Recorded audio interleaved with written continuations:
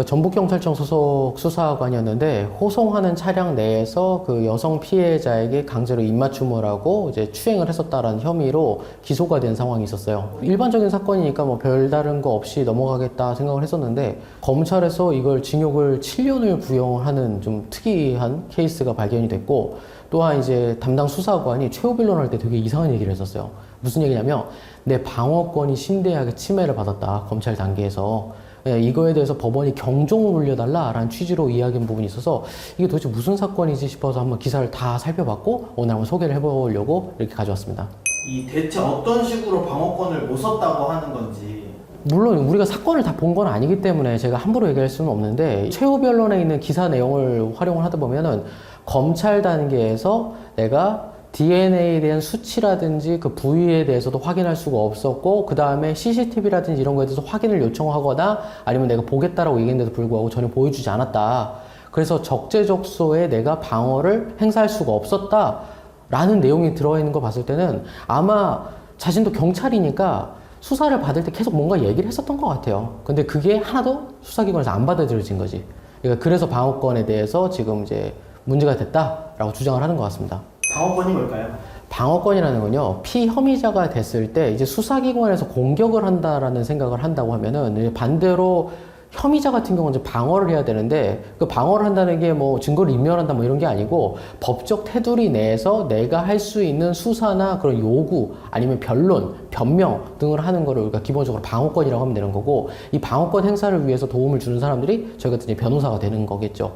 근데 어쨌든 방어권이라 하면 변호사가 행사하는 거라고 꼭 보기보다는 피혐의자가 자신의 억울함을 그 공격하는 수사기관에다가 적극적으로 좀 대응하거나 변론하는 걸 이제 방어권이다라고 생각하시면 될 것 같습니다. 범죄 혐의를 받는 사람도 쓸 수는 있는 거네요. 당연히 써야 돼요. 헌법상의 무죄 추정의 원칙이기 때문에 자신이 억울한 부분에 대해서 혹은 자신에게 유리한 증거에 대해서는 적극적으로 해명하고 제출할 수 있는 기회를 주는 게 방어권이고, 당연히 피혐의자, 그러니까 조사를 받는 사람부터 시작되는 겁니다. 그러면 CCTV 같은 증거 있잖아요. 그런 걸 피의자가 직접 볼 수 없나요? 이게 수사 기록 같은 경우는 원칙적으로 못 보여주는 게 맞아요. 왜 그러냐면은 이게 내 사건인데 왜 못 봐요? 라고 할 수 있는데, 이게 사실 패를 까는 상황이 되는 거잖아요. 어떤 자료를 먼저 보여주게 되면 가해자가 이걸 보고 나서 증거를 인멸하거나 조작하거나 관련된 내용들을 막 이렇게 만들 수 있단 말이에요. 따라서 수사 자료는 원칙적으로 볼 수 없는 게 맞아요. 원칙적으로는. 하지만 예외적으로 내가 어떤 고소를 당했는지 아니면 어떤 자료가 있는지 정도까지는 좀 확인할 수 있어야 되는 게 맞는데, 현실적으로 안 되는 게 문제죠.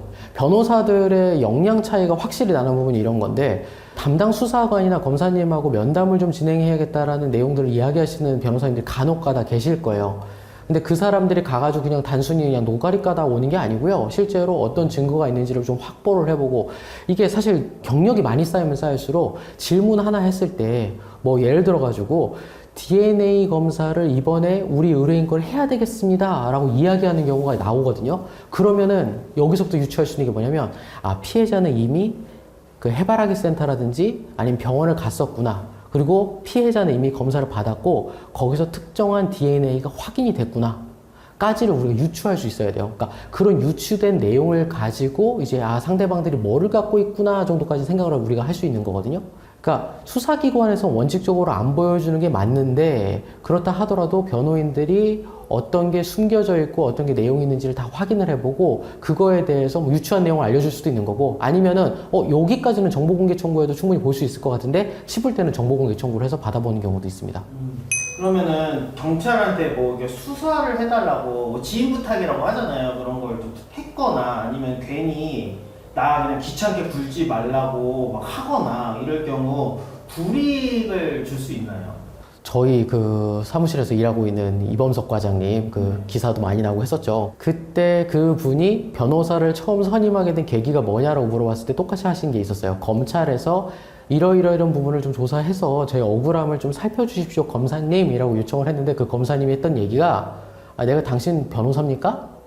그건 당신이 알아서 해야지 라고 얘기해서 충격받고 바로 저를 선임을 했었던 거거든요. 지금 딱 그거예요. 그러니까 수사기관에서 내가 뭔가를 요청한다고 해도 수사기관은 자기네들 잘 안 들어줘요. 그리고 실제로 해주는 경우도 거의 없어요. 방금 전에 얘기했던 대로 나 귀찮게 하지 마라. 이게 당신 사건하고 무슨 상관이냐? 내가 거기까지 왜 해야 되냐? 하는 식으로 얘기를 해버리거든요. 이렇게 되면 이제 방어권에 심대한 침해를 받는다라고 이제 볼멘 소리가 나올 수밖에 없는 경우가 태반인 거죠. 그런 경우 경찰이 싫은 티를 내거나 눈치를 주는 거 같거든요. 약간 감정이 들어오는 느낌이 있는데 이럴 땐 어떻게 해야 되나요? 일단 경찰들도 대부분 그렇게 하지는 않아요. 근데 간혹 가다가 이상한 경찰들이 있어요.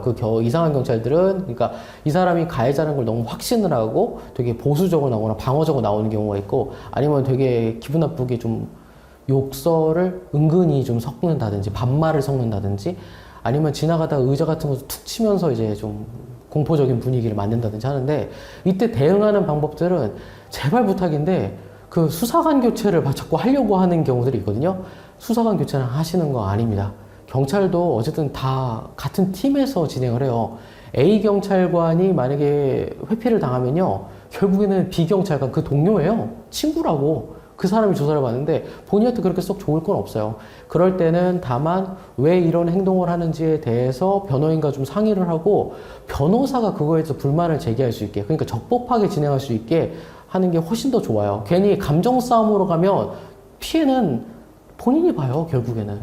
제가 피의자가 됐을 때 방어권 제대로 쓰려면 뭐부터 어떻게 해야 될까요? 먼저 기대를 다 내려놓으셔야 돼요.